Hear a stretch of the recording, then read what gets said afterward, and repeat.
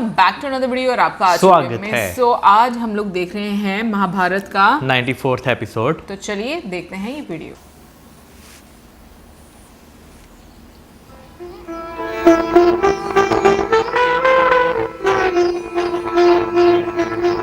गांधारी जी पास आए हैं।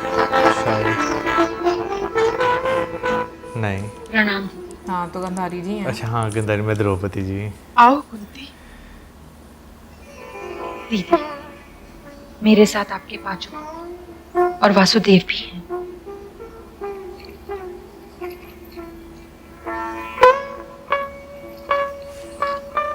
प्रणाम ज्येष्ठ माताश्री। प्रणाम ज्येष्ठ माताश्री। सुखी रहो पुत्र युधिष्ठिर। क्या जिंदगी है होती होगी ना। सुखी रहना तो मेरे वश में नहीं है ज्येष्ठ माताश्री, किंतु हम भाइयों में से ये बात कोई नहीं भूल सकता कि अनुज भीम ने प्रिय दुशासन की छाती का लहू पिया और उसकी गदा ने अनुज दुर्योधन की जंघा तोड़ी। रानू में वासुदेव है ना। किंतु वो वचनबद्ध था। उन दोनों को द्रौपदी, भारतवंश और मानवता का अपमान करने का कम से कम इतना दंड तो मिलना ही चाहिए था। बहुत बड़ा दिल करके बोल रही है। मेरे भीम ने उनका वध नहीं किया था। उसने तो उन्हें केवल दंड दिया था और दंड देना कोई अपराध नहीं। अपराधी तो मैं हूं गांधारी। मुझे शाप दो,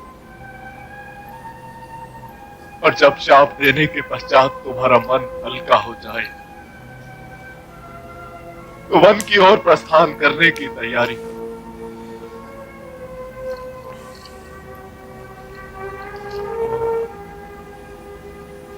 वन की ओर क्यों ज्येष्ठ पिताश्री? वन इसलिए कि जब तक अतीत स्थान रिक्त नहीं करेगा तब तक वर्तमान अपना स्थान ग्रहण नहीं कर सकता। क्या आप ये कह रही हैं माताश्री कि ज्येष्ठ पिताश्री के साथ आप भी जाएंगी? उन्हें तो जाना पड़ेगा पार्थ। इतिहास अपने वो आप को अभी तो दोहरा अतीत रहा है। ही है। और अब किसी वृक्ष को काटने से पहले सोच अवश्य लेना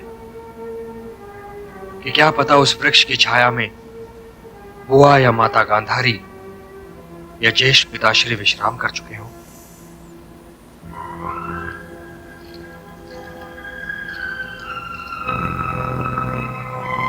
मेरा नाम लेना क्यों भूल गए वासुदेव? आप भी काकाश्री? मैं भी तो अतीत ही हूं। किंतु बड़े भैया के राज्याभिषेक तक तो आप सबको रुकना ही पड़ेगा महात्मा। अतीत के आशीर्वाद के बिना कोई वर्तमान पनप नहीं सकता, और यह रहस्य आप सब भली भांति जानते हैं। इस शुभ अवसर पर मेरा होना उचित नहीं है वासुदेव। मैं वो राजा हूं जिसने देश पर अपने पुत्र और समाज कल्याण पर पुत्र कल्याण को अधिमान दिया। मैं अशुभ हूं वासुदेव। ये आप क्या कह रहे हैं ज्येष्ठ पिताश्री?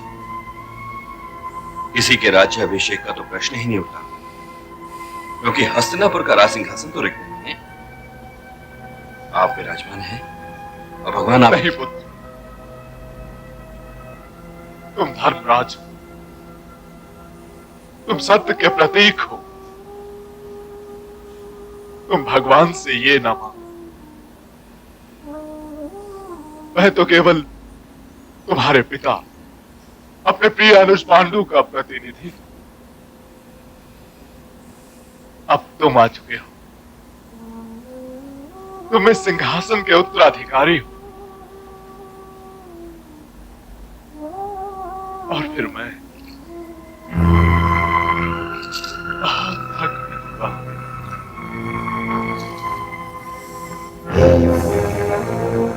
तुम्हारे साथ हस्तिनापुर में न्याय का युग फिर आरंभ हो रहा। धर्म का सूर्य उदय होगा। ये नेत्रहीन धृतराष्ट्र धूप में रहना तो जानता ही नहीं।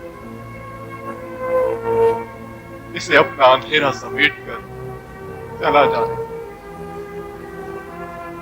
हे पुत्र, मैं देख तो नहीं सकता, किंतु अनुमान अवश्य लगा सकता हूं कि तुम सिंहासन पर बहुत अच्छे लगे। युधिष्ठिर की, सम्राट युधिष्ठिर की, सम्राट युधिष्ठिर की, सम्राट युधिष्ठिर की, सम्राट युधिष्ठिर की।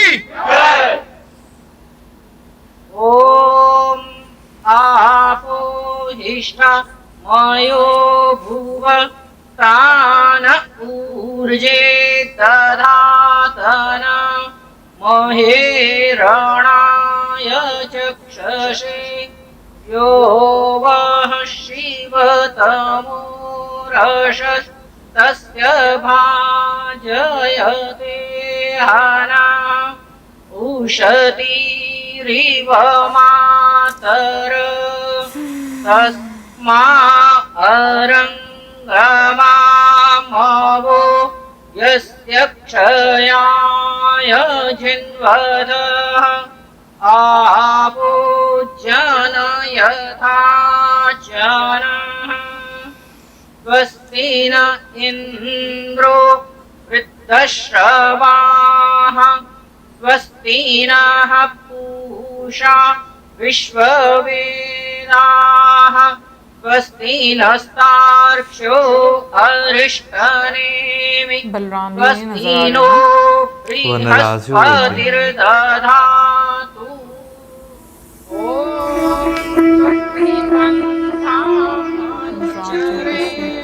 सूर्या चंद्रमसो दिव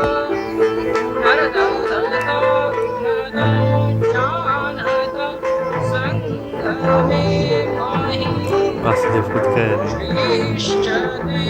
लक्ष्मीश्च पत्न्यात्रे पार्श्वे नक्षत्राणि रूपमश्विनौ व्याप्तं ईशानः उन्मैषाणः सर्वलोकं मैषाणः स्वस्ति अस्तु शुभं भवतु कल्याणमस्तु मंगलम् अस्तु। चक्रवर्ती सम्राट युधिष्ठिर की, चक्रवर्ती सम्राट युधिष्ठिर की, चक्रवर्ती सम्राट युधिष्ठिर की।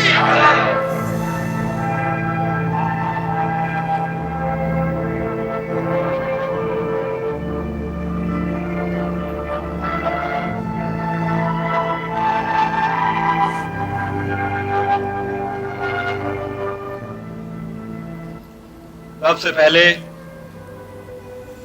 मैं हस्तिनापुर को सादर प्रणाम करता हूं, जिसने मुझे अपना राजा स्वीकार किया है।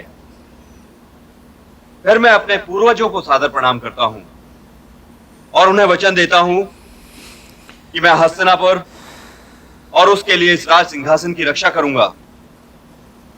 फिर मैं वासुदेव कृष्ण को सादर प्रणाम करता हूं और उन्हें यह वचन देता हूं कि मैं न्याय और अन्याय में अंतर करने का प्रयत्न करूंगा और एक समाज सेवक की भांति अपना सारा समय मानव कल्याण के कार्यों में व्यतीत करूंगा। मैं उन्हीं को साक्षी मानकर जन समुदाय को यह अधिकार देता हूं कि यदि वो ये देखें कि मैं अपने हितों को उनके हितों पर अधिमान दे रहा हूं, तो वे मुझसे ये कह दें कि मैं इस राज सिंहासन के योग्य नहीं हूं। फिर मैं इन रिक्त स्थानों को सादर प्रणाम करता हूं। इनमें से कोई स्थान पितामह जैसे महापुरुष का है, कोई आचार्य द्रोण जैसे गुरु का और कोई अंगराज कर्ण जैसी महान आत्मा का। इस राजसभा में ये स्थान हमें ये याद दिलाते रहने के लिए सदैव रिक्त रहेंगे कि इस युद्ध में हमने क्या खोया है। ज्ञान और निष्ठा के मूल्यों की परिभाषा खोई है हमने, और नवीन परिभाषाएं बना